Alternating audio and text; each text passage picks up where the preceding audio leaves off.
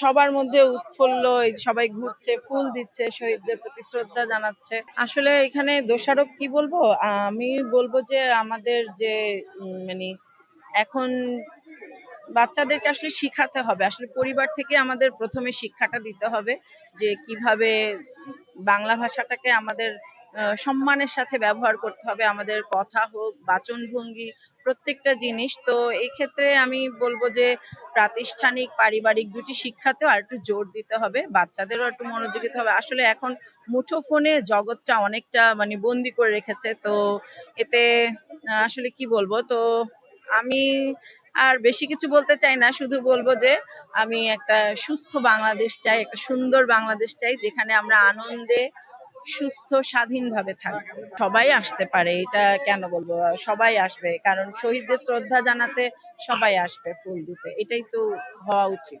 আমি আনিশা বিনতে আব্দুল্লাহ, সঙ্গীত শিল্পী।